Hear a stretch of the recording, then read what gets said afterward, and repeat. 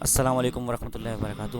دوستو آج کے ہمارا ٹاپک ہے اپریل فول، اور اگر آپ نے اب تک ہمارے چینل کو سبسکرائب نہیں کیا تو پلیز ہمارے چینل کو سبسکرائب کریں اور ہماری ویڈیو کو لائک کریں اور اپنے دوستوں کے ساتھ اس کو شیئر بھی کریں۔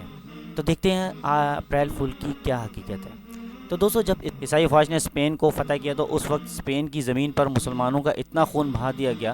فاتح فوج کے گھوڑے جب گلیوں سے گزرتے تو ان کی ٹانگیں گھٹنوں تک مسلمانوں کے خون میں ڈوبی ہوتی تھیں۔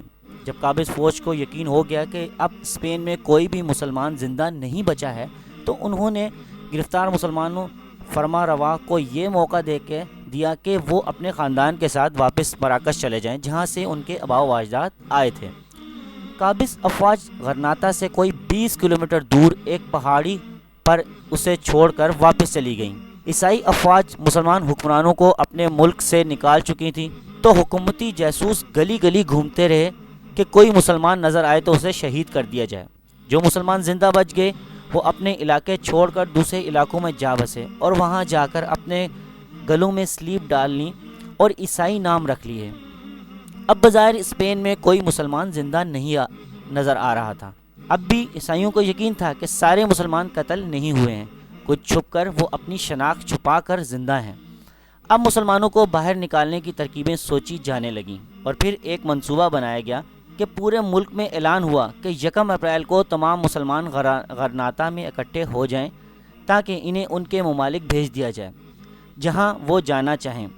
اب چونکہ ملک میں امن قائم ہو چکا تھا اور مسلمانوں کو خود ظاہر ہونے میں کوئی خوف محسوس نہ ہوا، مارچ کے پورے مہینے اعلانات ہوتے رہے۔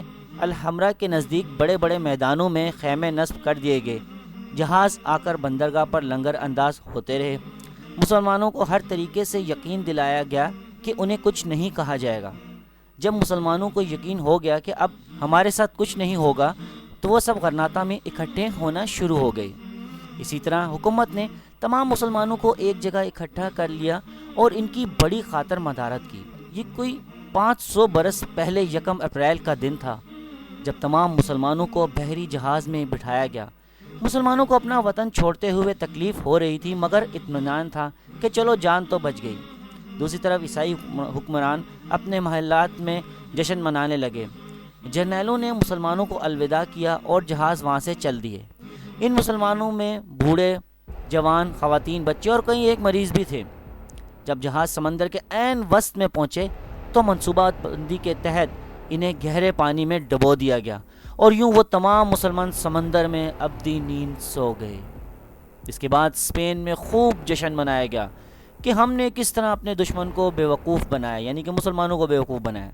پھر یہ دن اسپین کی سرحدوں سے نکل کر پورے کے پورے یورپ میں فتح کا عظیم دن بن گیا اور اسے انگریزی میں 1 اپریل فول کا نام دیا گیا، یعنی 1 اپریل کے بیوقوف، یعنی کہ مسلمان۔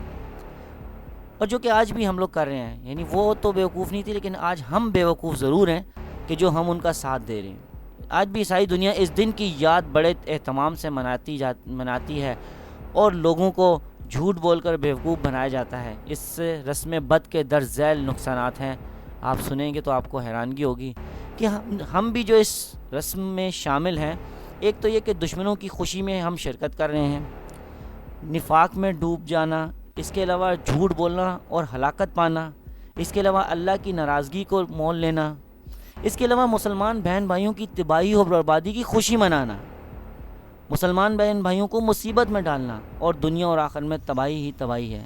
تو دوستو، اگر آپ کو یہ ویڈیو پسند آئی ہو تو اس کو شیئر کریں اور پلیز برائے مہربانی آپ کسی بھی طرح سے نہ تو اس دن کا حصہ بنیں اور نہ کسی کو اس دن کا حصہ بننے دیں۔ جزاک اللہ۔